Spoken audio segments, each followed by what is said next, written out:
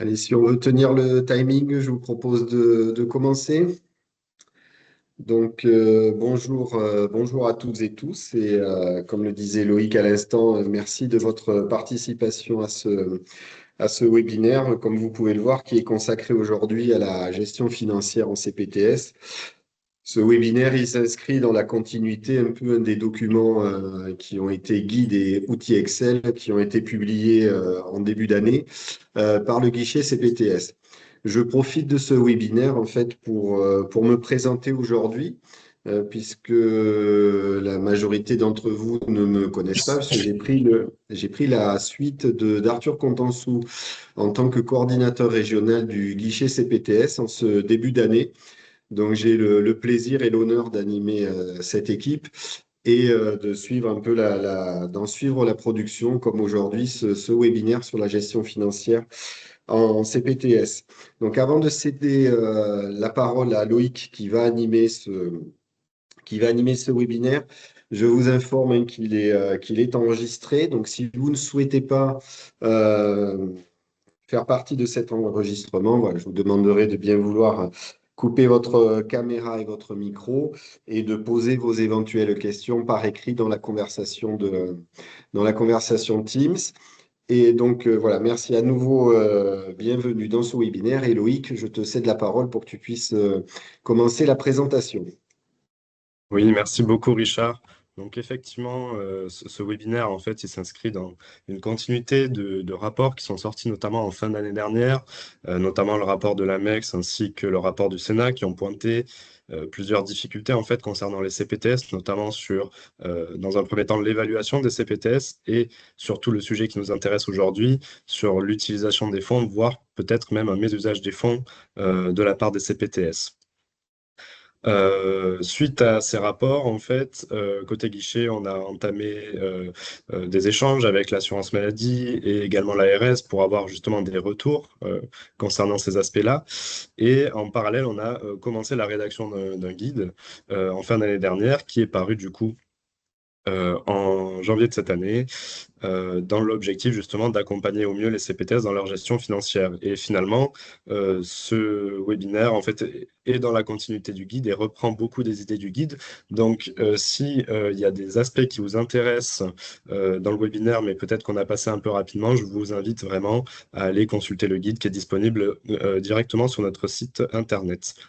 En termes d'organisation, donc ce webinaire il est comme les anciens, c'est-à-dire qu'il va durer 45 minutes avec environ demi-heure de présentation et 15 minutes de questions-réponses à la fin.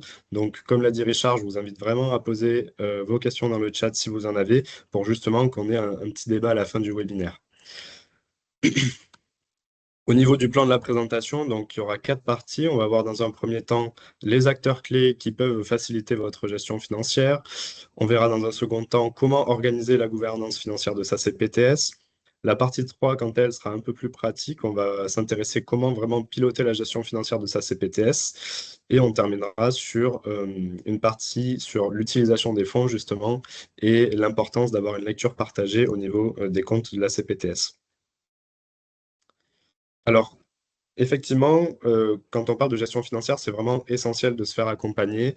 Côté guichet, on a identifié vraiment 3 types de professionnels qui peuvent vous accompagner dans votre gestion financière. Évidemment, le premier, c'est l'expert comptable. On a également le commissaire aux comptes ainsi que l'avocat. Ces 2 derniers ne touchent pas directement à la gestion financière de votre CPTS, mais pourtant, ils ont quand même un intérêt et vous allez comprendre par la suite. L'objectif, en fait, de bien s'entourer, c'est justement de pouvoir sécuriser votre gestion financière de votre CPTS, de vous apporter un soutien méthodologique, des conseils, mais également aussi de vous alerter lorsqu'il y a des problèmes qui sont identifiés et que peut-être vous n'auriez pas forcément vus. Côté expert comptable, les missions, elles sont assez simples. C'est le suivi de la comptabilité, du budget, de la trésorerie, de s'assurer également que les dépenses que vous engagez, elles sont en conformité avec la CI. Et il a aussi un rôle de conseil, notamment auprès de la gouvernance, pour aider à une bonne prise de décision. L'intérêt de recourir à un expert comptable, comme je le disais, c'est vraiment de sécuriser vos pratiques financières, d'avoir un historique financier également, et surtout de limiter la charge administrative pour la coordination et la gouvernance, puisque c'est une tâche finalement que vous allez pouvoir externaliser complètement. Euh, le commissaire aux comptes, quant à lui, il est plutôt dans le contrôle et la certification des comptes de la CPTS. Et il a également un volet sur l'analyse et des process internes de l'association pour s'assurer que les décisions financières sont bien prises de façon collective et démocratique. L'intérêt de recourir à un commissaire aux comptes, c'est de s'assurer de la régularité et la fiabilité des comptes de la CPTS et de vous donner aussi des informations objectives sur les procédures internes et surtout de vous donner une légitimité aussi auprès des financeurs puisque vous vous faites contrôler par une personne externe qui émet un avis sur vos comptes à la fin de l'année. Et pour finir, j'avais mentionné l'avocat. Donc l'avocat, lui, vous le sollicitez principalement plutôt pour la vérification de documents officiels de la CPTS, comme par exemple les statuts ou règlements intérieurs. Mais ça peut être intéressant aussi de recourir à un avocat quand vous avez, par exemple, des conventions de partenariat qui sont en cours de rédaction. C'est toujours intéressant de se sécuriser sur ce volet-là. Et vous pouvez également avoir des conseils peut-être sur des aspects plus précis du droit du travail, puisque vous avez également des salariés. Euh, L'intérêt de recourir à un avocat, c'est pour le coup de sécuriser la CPTS, mais cette fois-ci sur le plan juridique. Alors, j'en profite pour faire une petite parenthèse rapidement avant de continuer sur est-ce que finalement le commissaire aux comptes, c'est vraiment obligatoire pour une CPTS? Alors, la règle, c'est que dès que vous dépassez 153 000 euros de subventions publiques, en tout cas sur une année, effectivement, vous êtes obligé en tant qu'association d'avoir un commissaire aux comptes. Donc, de facto, pour les CPTS de taille 2 et supérieure, effectivement, le commissaire aux comptes est obligatoire. Concernant les CPTS de taille 1, notamment en première année, effectivement, le financement fixe que vous allez avoir est probablement inférieur à 153 000 euros. Donc, en soi, le commissaire aux comptes n'est pas obligatoire. Cependant, quand vous allez arriver à l'année 2, avec notamment peut-être le financement variable qui va être versé, vous allez probablement dépasser le montant des 153 000 euros, puisqu'en fait, la marge est assez fine. Donc, vous allez devoir du coup être dans l'obligation de recourir à un commissaire aux comptes. Donc, peu importe votre situation, peu importe la taille de votre CPTS, nous vous recommandons systématiquement d'avoir un commissaire aux comptes, d'autant plus que, comme je le disais, ça vous permet aussi d'avoir une certification de vos comptes et d'avoir aussi plus de légitimité également auprès de vos financeurs. Alors, comment un peu s'organiser finalement avec tous ces acteurs? Avec l'expert comptable, ce qu'on vous recommande, c'est d'avoir des fréquences de rencontres assez régulières, notamment environ tous les mois ou tous les 2 mois maximum. L'idée, c'est de pouvoir voilà, bénéficier de conseils, d'un suivi régulier de la situation financière de votre CPTS. En termes de fonctionnement, voilà, donc ça, après, c'est quelque chose qu'il faudra caler, bien évidemment, avec votre comptable, mais avoir une fréquence d'envoi des documents relativement régulière, parfois une fois par semaine, une fois toutes les 2 semaines. L'idée, c'est d'envoyer toutes les factures, les reçus, etc., pour qu'ils puissent mener la comptabilité à bien. Et ce qu'on vous conseille, c'est si possible d'utiliser le même logiciel métier que votre comptable. Des fois, ils les mettent à disposition pour déposer les pièces justificatives. Donc, si vous pouvez utiliser ça. Et aussi vous mettre d'accord peut-être sur une nomenclature, entre guillemets, pour nommer vos pièces justificatives. Ça sera utile pour vous en interne, mais également avec votre comptable pour repérer directement et trier les documents facilement. Avec le commissaire aux comptes, là, on recommande plutôt une fréquence de rencontre environ tous les 6 mois pour faire un point d'étape. Et dès que vous avez un changement de statut, puisqu'effectivement, il doit être mis au courant lorsque vous avez des modifications dans vos process internes. Au niveau du fonctionnement, pour que le contrôle du commissaire aux comptes se fasse dans les bonnes conditions, c'est important de transmettre toutes les pièces comptables, les justificatifs et aussi les statuts associatifs s'ils ont fait l'objet de modifications. Pour l'avocat, c'est un petit peu différent puisque là, on est plus sur comment dire, un accompagnement ponctuel en fonction de vos besoins. Comme je l'expliquais, c'est bien d'échanger avec un avocat, notamment quand vous êtes dans la rédaction de conventions de partenariat ou que vous envisagez de modifier vos statuts associatifs ou que vous souhaitiez modifier peut-être votre politique de rémunération et d'indemnisation au niveau des professionnels de santé, puisqu'il y a quand même un cadre réglementaire à respecter de ce côté-là. Je ne l'ai pas forcément mentionné, mais vous le savez très bien, les ressources humaines, c'est un poste de dépense qui est très important pour les CPTS. Donc, c'est important de se faire accompagner sur le volet RH. Sachez qu'en région, vous avez le groupement employeur Azoé qui peut vous aider et qui, il me semble, à l'heure actuelle, emploie quasiment la moitié des coordinateurs d'Occitanie. Enfin, embauche à l'heure actuelle la moitié des coordinateurs d'Occitanie. Donc, ils ont un recul sur ce sujet et peuvent vous accompagner.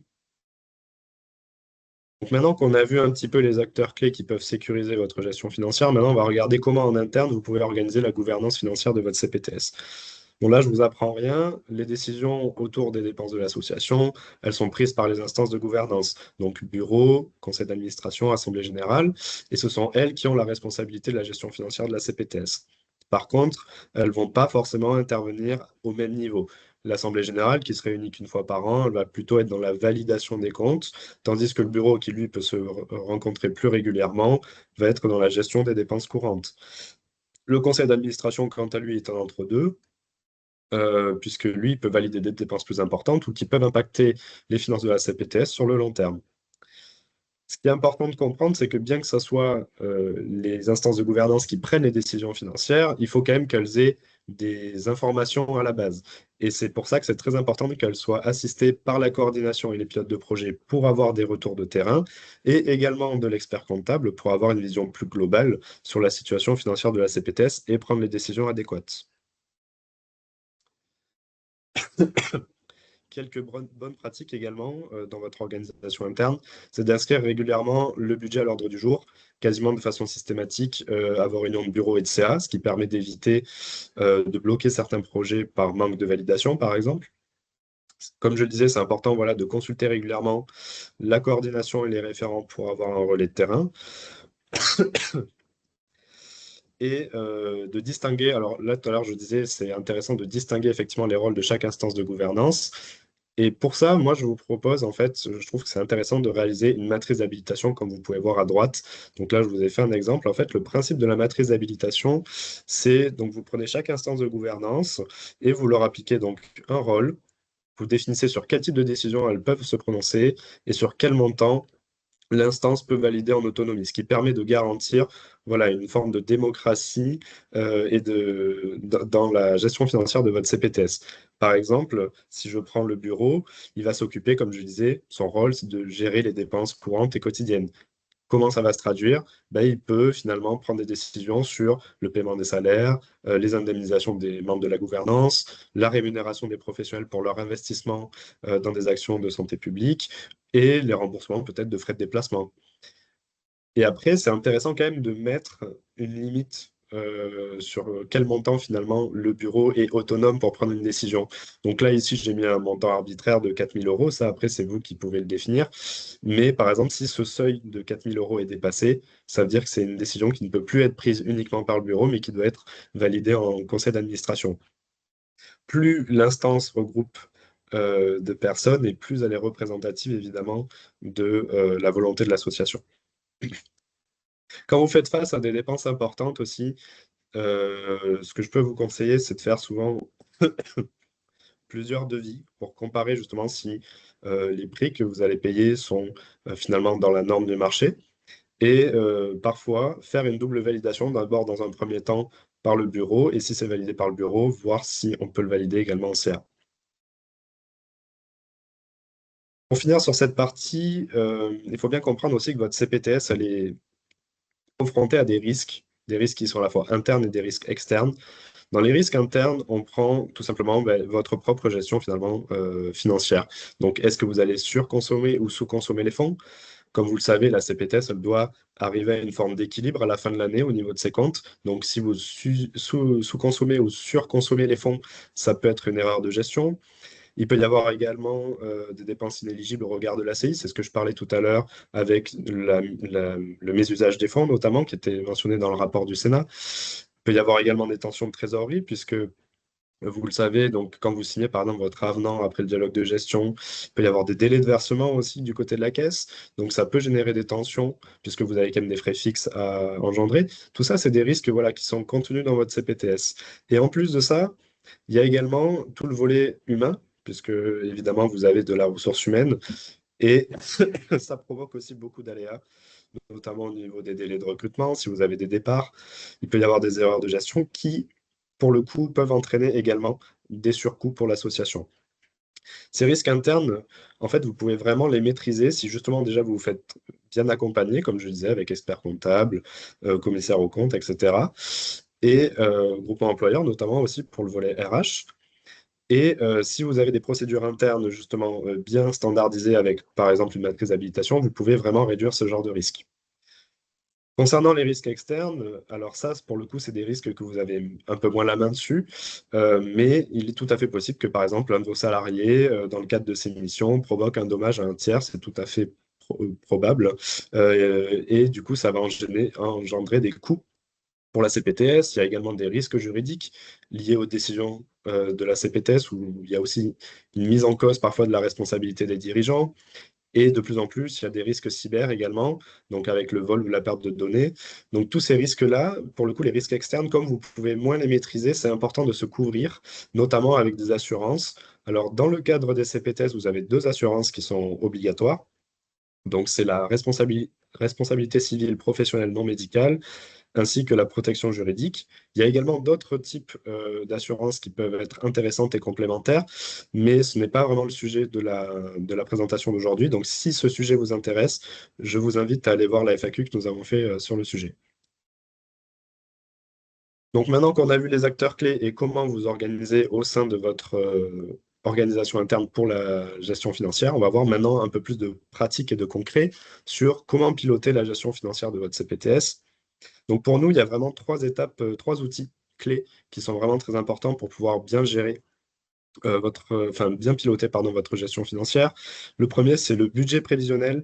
L'objectif du budget prévisionnel, c'est de pouvoir vous permettre d'anticiper les ressources et dépenses de votre CPTS, d'identifier les principaux postes de dépenses que vous allez avoir durant l'année qui va suivre et de repérer potentiellement en amont des périodes de tension.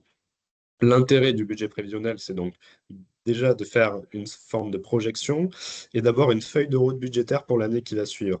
Et du coup, ça va vous permettre de préidentifier les besoins. Mais là, on est dans de la projection.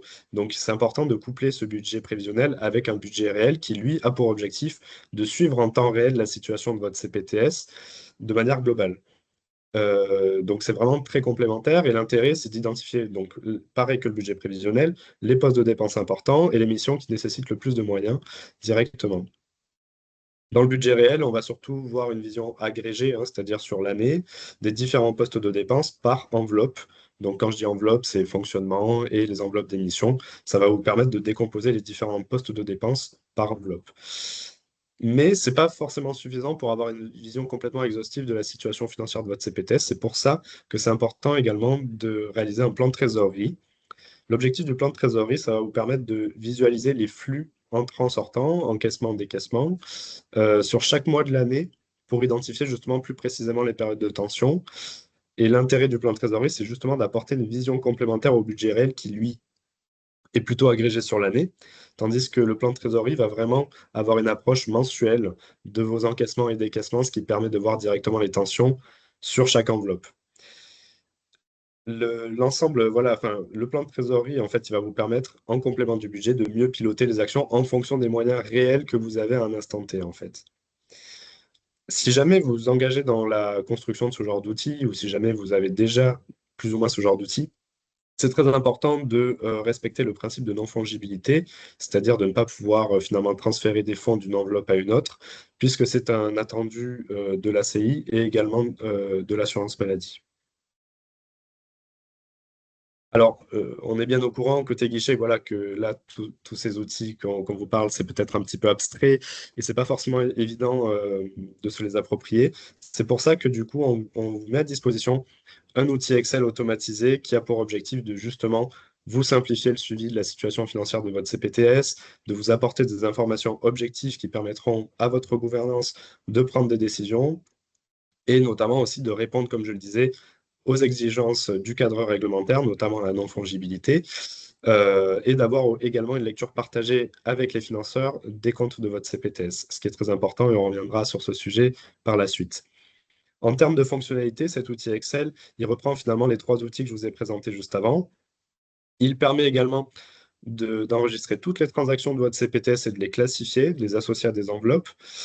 Euh, Comme je l'ai dit, donc, il propose également une trame de budget prévisionnel. Et c'est là toute la puissance de cet outil, finalement, c'est qu'il vous crée automatiquement un budget réel et un plan de trésorerie de façon automatisée grâce à l'enregistrement de toutes vos transactions. Alors, je pense que le plus simple, c'est de pouvoir finalement vous faire la démonstration directement. Alors, quand vous arrivez sur l'outil, vous êtes accueilli d'abord par une notice d'utilisation, une FAQ. Je vous invite vraiment à en prendre connaissance puisque c'est vraiment, ça devrait répondre à la plupart de vos questions. Et si jamais ce n'est pas suffisant, nous avons également réalisé un tutoriel sur notre chaîne YouTube pour la prise en main de cet outil. Donc, comme vous pouvez le voir, en fait, cet outil il est composé de plusieurs feuilles, donc registre de transaction, plan de trésorerie, budget réel, budget prévisionnel. Donc, si vous voulez, on va un petit peu les passer en revue rapidement.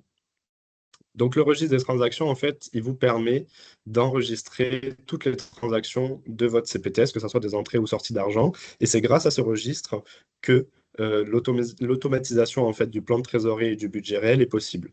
Donc, si jamais vous êtes tenté d'utiliser cet outil, c'est la seule feuille, théoriquement, que vous aurez à utiliser.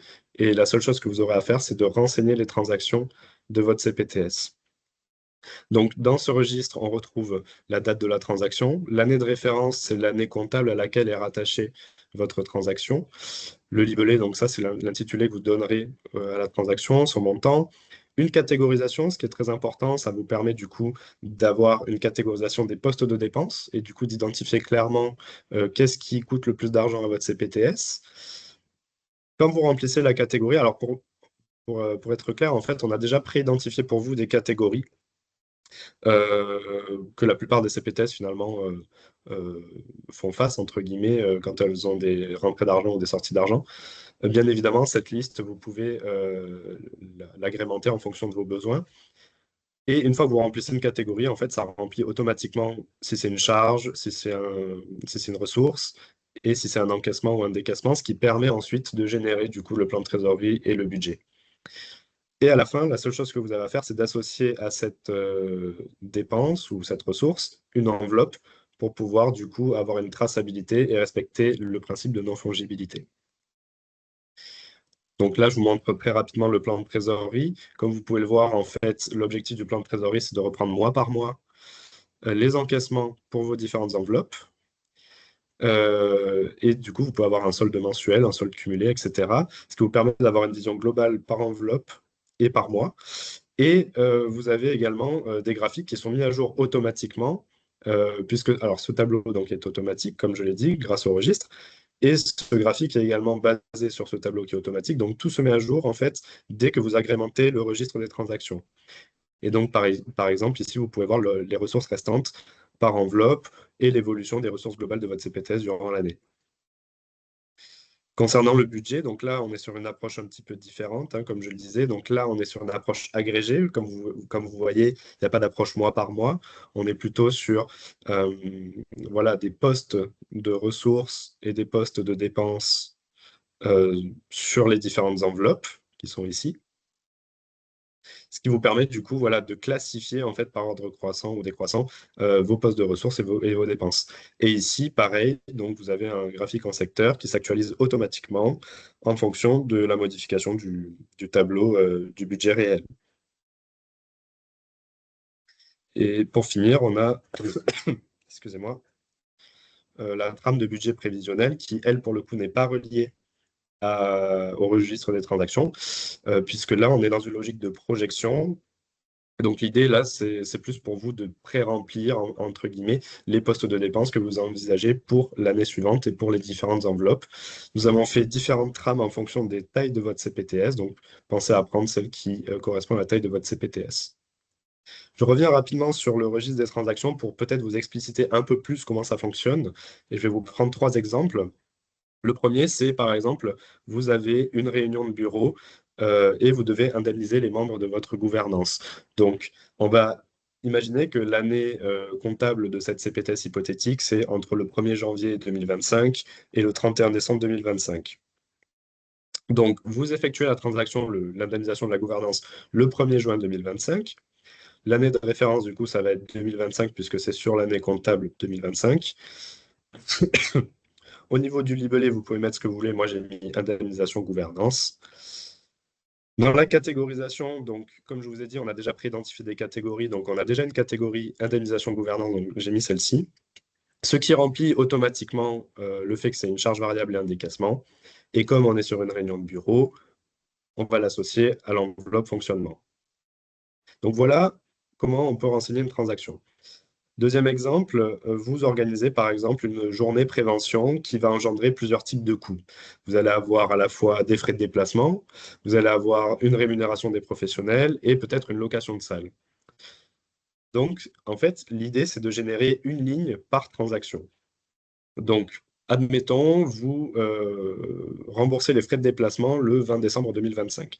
L'année de référence, ça sera toujours 2025, puisque la transaction a eu lieu sur cette année comptable. Et concernant le libellé, j'ai mis frais de déplacement, le montant 200 euros, et la catégorie frais de déplacement, puisqu'elle est déjà présente. Ça remplit automatiquement charge variable décaissement, et comme on est sur une mission de prévention, je l'associe à l'enveloppe mission 3. Ensuite, je dois renseigner la rémunération des professionnels de santé. Donc pareil, je la paye le même jour, le 20 décembre 2025. C'est la même année comptable. Je indique le montant. La catégorisation, c'est la rémunération des professionnels. Donc là, ça change. Ça remplit automatiquement la typologie et j'associe à nouveau la dépense à l'enveloppe mission 3, puisqu'on est toujours dans la mission prévention. Par contre, j'ai aussi la location de salle, mais imaginons la location de salle, finalement, je la paye que le 5 janvier 2026. Alors finalement, l'année de référence, l'année comptable, ça restera quand même 2025, puisque finalement, c'est une dépense que vous associez à une action que vous avez menée lors de votre exercice de 2025. Donc même si la transaction a lieu en 2025, il faut l'associer finalement aux dépenses de l'année 2025, l'année comptable 2025.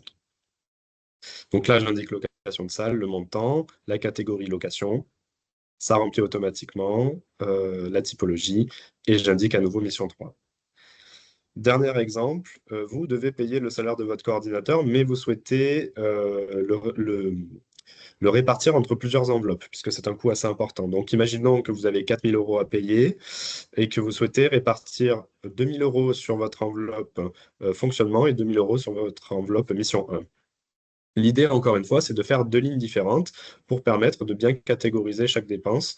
Donc, admettons, vous payez votre coordinateur le 26 décembre. Donc, l'année de référence, ça sera 2025. Libellé salaire coordinateur. J'ai mis donc 2 000 euros dans le montant.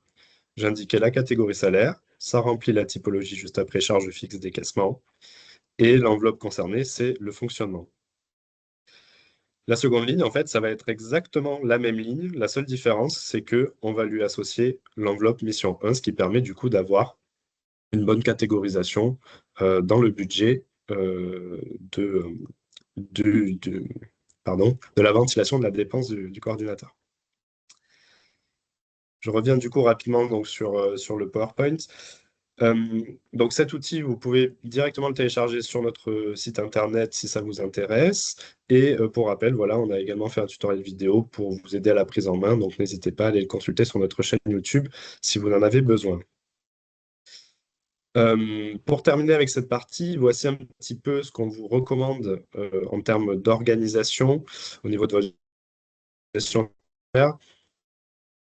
Il y a trois phases, on va dire, dans un exercice financier. D'abord, vous avez le début de l'exercice. Ce qu'on vous recommande de faire, c'est avec l'expert comptable, dans un premier temps, de faire votre plan analytique par mission avec votre budget prévisionnel et avec votre gouvernance, de prévoir avance, si possible, les dates de la rencontre dans l'année, donc pour les réunions de bureau et de CA, et de définir des règles de validation de dépenses, notamment par exemple avec une matrice d'habilitation. Comme ça, vous commencez l'exercice dans de bonnes conditions.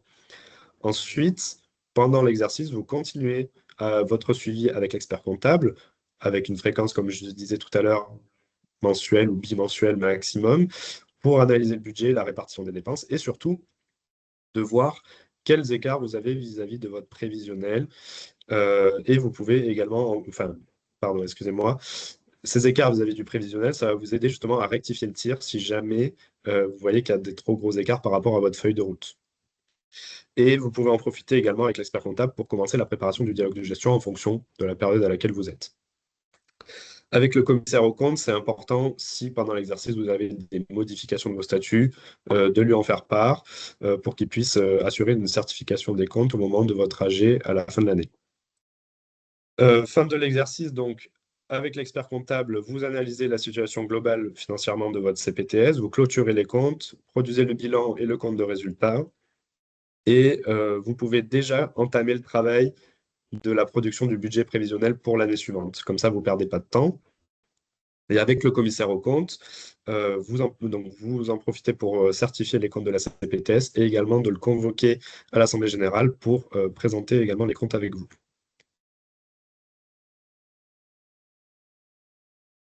Dernière partie de ce webinaire, du coup, sur l'utilisation et la lecture partagée.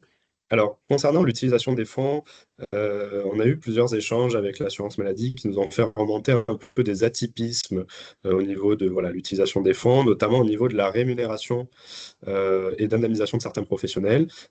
Quand je parle de rémunération, on est plutôt sur les salariés, où l'assurance maladie nous a indiqué que, par exemple, pour un poste équivalent, on va dire coordinateur, certaines personnes peuvent être payées du simple au triple, ce qui peut quand même poser des questions, sachant que c'est des postes qui ont quand même normalement le même degré de compétence, qui demandent le même degré de responsabilité. Concernant les indemnisations, c'est vrai que la CI est quand même assez souple sur le sujet. C'est les CPTS qui définissent elles-mêmes le montant des indemnisations, des membres de la gouvernance. Il faut quand même garder en tête que l'idée, c'est de compenser une perte de revenus liée à une perte d'activité et pas non plus d'être dans une activité génératrice. Ce qu'on vous conseille sur ce sujet, c'est comme je le disais, hein, c'est de mettre en place des règles claires dès le départ sur les montants des indemnisations, en gardant une forme de principe de parcimonie quand même, et de vraiment être dans une compensation de perte de revenus. Et concernant les salariés, vous référez justement à des professionnels qui connaissent les pratiques salariales. Tout à l'heure, je vous ai parlé du groupement employeur. Comme je vous ai dit, ils ont un bon recul sur le sujet pour vous indiquer quels sont finalement les niveaux de rémunération adéquats pour ce genre de poste. Après, il y avait un autre point, mais qui était plutôt dans les rapports que je vous ai parlé au tout début du webinaire, notamment le rapport du Sénat et de l'AMEX, qui ont mentionné que parfois, voilà, les CPTS organisaient des événements conviviaux, parfois même avec des dimensions prestigieuses. C'est vrai que ça pose quand même question, notamment en fin d'année, quand les CPTS organisent par exemple des galas, on peut se poser la question, est-ce que finalement cet argent, il devrait être utilisé de cette façon-là? L'idée, quand même, c'est que on est quand même dans un contexte où l'argent public est quand même assez rare. Donc, effectivement, je pense que quand la CPAM finance les CPTS, c'est quand même principalement pour les actions de la CPTS. Après, ça ne veut pas dire qu'il faut complètement supprimer les temps conviviaux. Effectivement, c'est un point essentiel pour maintenir la dynamique associative et la mobilisation des professionnels de santé. Mais l'idée, c'est quand même de faire en sorte que ces temps conviviaux restent proportionnés vis-à-vis du budget global. L'idée, c'est quand même d'arriver à proratiser, on va dire, par rapport à votre budget global, une partie dédiée aux moments conviviaux, peut-être 15% de votre budget total, par exemple, maximum. Et surtout, de privilégier des formats qui sont plus simples et compatibles avec un usage raisonné des fonds. Autre point qui est très important, je vous ai parlé à plusieurs reprises de lecture partagée. Quand je dis lecture partagée, c'est d'avoir une vision commune avec plusieurs acteurs au niveau de votre gestion financière et des comptes de votre CPTS. Effectivement, vous êtes financé avec de l'argent public, donc c'est important d'être transparent sur ce côté-là. L'assurance maladie nous a fait remonter également voilà, quelques petits problèmes au niveau des dialogues de gestion, au niveau de la présentation des comptes. Parfois, ce n'est pas le cas pour toutes les CPTS, il y aurait des difficultés à bien estimer comment sont utilisés les fonds de la CPTS, ce qui est un petit peu délicat quand même quand on est financeur. On aimerait bien, je pense, avoir une vision sur ces comptes-là. Donc, ce que je vous conseille, moi, dans ce cadre-là, c'est de présenter vraiment, lors de votre dialogue de gestion, votre budget avec vos principaux postes de dépenses, l'utilisation des fonds dans les différentes missions et de fournir un bilan et compte de résultats de façon systématique. Ça permettra d'enrichir la discussion lors de votre dialogue de gestion et ça renforcera la confiance que vous aurez dans votre lien partenarial. Il y a également aussi cette lecture partagée, elle n'est pas forcément qu'avec les instances, mais elle peut être aussi également avec vos adhérents si c'est opportun. Ça peut être intéressant de justement leur partager comment sont gérés les fonds de la CPTS, puisque vous êtes une association, vous êtes financé par de l'argent public, il n'y a pas lieu de faire forcément des secrets sur comment est gérée l'association. Donc, ce qu'on vous conseille, comme je le disais, c'est déjà avec votre gouvernance d'aborder régulièrement cette thématique financière pour pas qu'il y ait de flou. Et si vous réalisez des rapports d'activité, d'être transparent, de laisser par exemple un onglet dédié à la gestion financière de votre CPTS ou lors de vos assemblées générales, voilà, de ne pas balayer rapidement la validation des comptes, mais vraiment de faire une présentation quand même assez détaillée pour que tous les adhérents aient la même lecture que vous au niveau des comptes de la CPTS.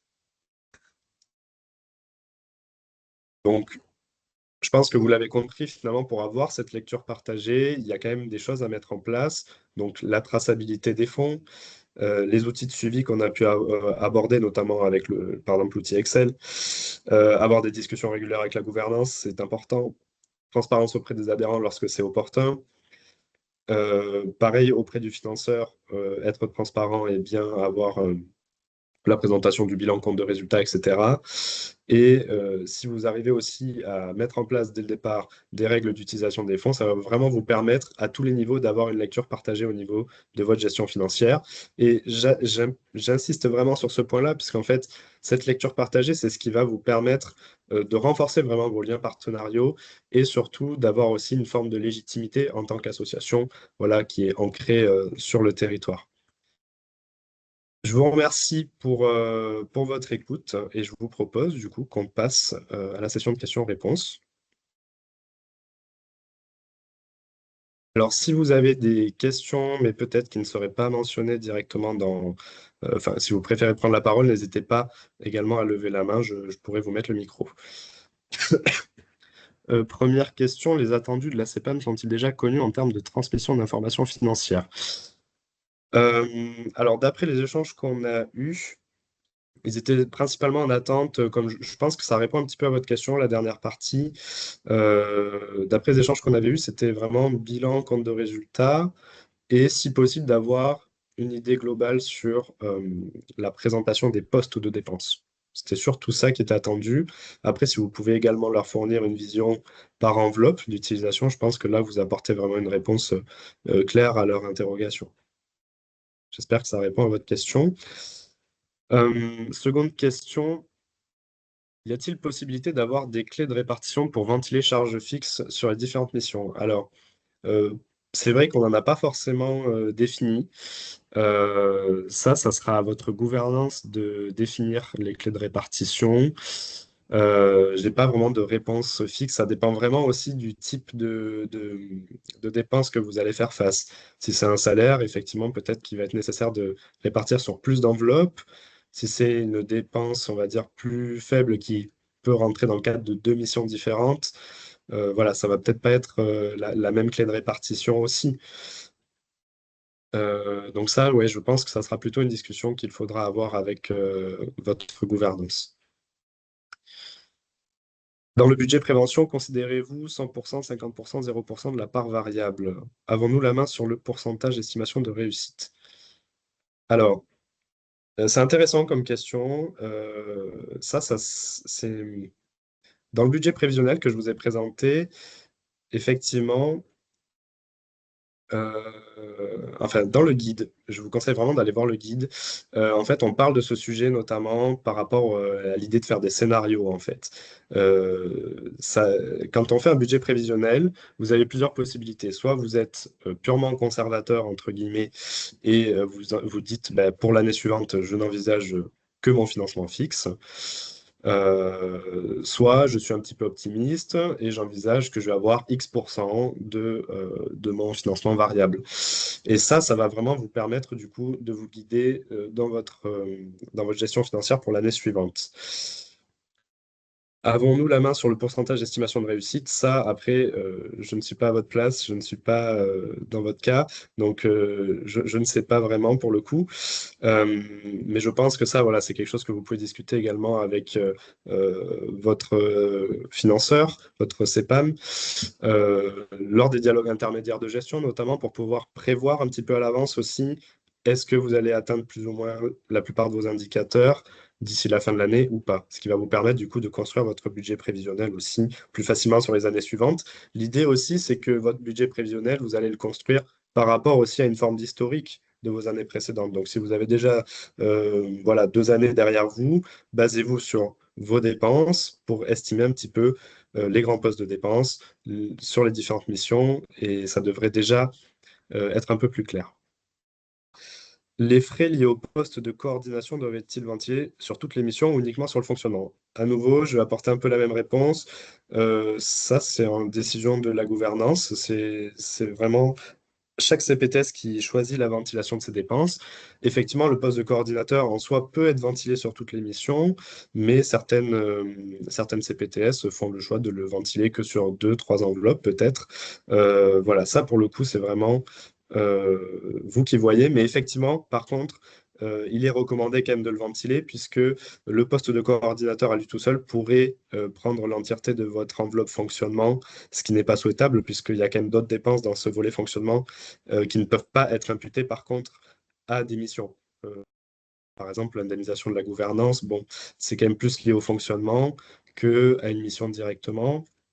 Les logiciels, ce genre de choses, parfois ça peut être attaché à des missions, mais de façon globale, c'est quand même des dépenses qu'on va retrouver plutôt dans le fonctionnement.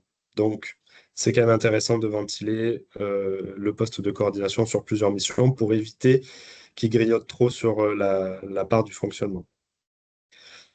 Donc, on ventile manuellement. Donc, j'imagine que c'est par rapport au fichier Excel. Effectivement, c'est ça. En fait, vous faites une ligne pour chaque enveloppe dans laquelle vous souhaitez ventiler la dépense. Donc là, tout à l'heure, on avait euh, une ventilation de 50% fonctionnement, 50% mission 1. Donc, on a fait deux lignes. Si vous vouliez rajouter la mission 2, on aurait rajouté une ligne qui aurait exactement les mêmes composantes, mais on aurait changé l'enveloppe à la fin où on aurait mis mission 2, par exemple. Vous dites qu'une dépense 2025, mais réglée en 2026, doit être comptabilisée sur l'exercice comptable 2025. Mon expert comptable ne le fait pas. Toute dépense sur l'année est comptabilisée sur l'exercice en cours. Euh, alors, c'est un sujet qui fait un peu débat. Nous, enfin, on a quand même construit ce guide avec justement une expert comptable également. Pour nous, ça nous semblait plus logique que la dépense soit rattachée, en tout cas, à l'exercice au moment où la dépense a été engendrée. Après, on revient un petit peu au même dans tous les cas, puisque si vous voulez, quand vous terminez un exercice, les fonds que vous avez sur votre compte vont être, entre guillemets, comment dire, reportés sur l'exercice suivant. Donc finalement, en termes de situation, on revient au même. Ça, après, c'est à vous de voir comment vous organisez avec votre expert comptable. Là, on est plus sur un jeu d'écriture comptable que sur une gestion réellement de vos finances. Ça ne va pas vraiment impacter que vous le comptabilisez sur un exercice d'avant ou après. Ça n'impacte pas énormément, surtout qu'en plus, il y a très peu de dépenses en général qui sont engendrées sur des périodes de flottement comme ça. Après, si votre expert comptable vous dit de faire comme ça, peut-être continuer à le faire comme ça. Mais voilà, en tout cas, nous, on avait, avec l'expert comptable avec qui on a construit ce guide, c'était comme ça qu'on s'était mis d'accord. Avec la nouvelle réglementation, qu'en est-il concernant la facturation électronique plateforme agréée? Sommes-nous dispensés en sachant qu'une CPTS est une asso? Alors, il me Tu semble, veux, je peux Loïc, pas dire. je peux prendre la Oui, main sur cette question-là oui, si bien sûr, ça te convient. avec Parce que plaisir. comme tu allais le dire, c'est effectivement une question qu'on s'est posée. En premier examen, a priori, les CPTS en tant qu'asso loi 1901 n'y seraient pas soumises, mais on va quand même creuser un peu plus la question pour éviter d'avoir de mauvaises surprises d'ici le mois de septembre. Et une fois qu'on aura clairement identifié la réponse, on vous la fera parvenir par rapport à ce sujet-là. Je te laisse reprendre, Loïc. Oui, j'enchaîne du coup. Alors après, il y avait une autre question sur les événements conviviaux, toute réunion qui rassemble les professionnels de santé sans ordre du jour particulier, ou bien toute dépense de bouche à la marge de nos réunions de travail. En fait, alors, par exemple, effectivement, les apéritifs dînatoires ou les repas que vous pouvez faire pendant vos groupes de travail, ça, c'est un temps convivial, ça rentre dans le cadre des événements conviviaux. Mais c'est juste que c'est un format qui est très simple et qui n'engendre pas des coûts très importants, donc c'est intéressant de les maintenir. Après, donc, quand il n'y a pas forcément d'ordre du jour particulier, oui, peut y avoir des réunions dans ce cadre-là, mais en général, les événements conviviaux, je pense que vous les rattachez plus ou moins à des sessions de travail ou à des événements. Après, c'est bien de faire peut-être des soirées peut-être d'interconnaissance. À ce compte-là, il n'y a pas forcément d'ordre du jour, mais c'est quand même un temps convivial. Oui, ça rentre dans ce cadre-là, pour le coup, oui.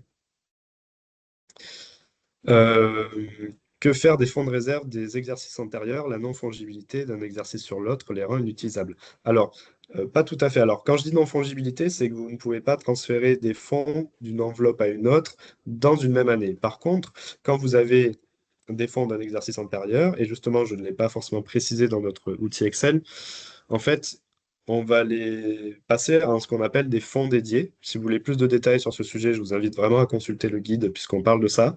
En fait, c'est tous les fonds qui n'ont pas été utilisés sur une enveloppe durant l'année précédente vont être reportés sur l'exercice actuel, mais dans la même enveloppe. Donc, on garde le principe de non-fongibilité, mais enfin, entre les exercices finalement.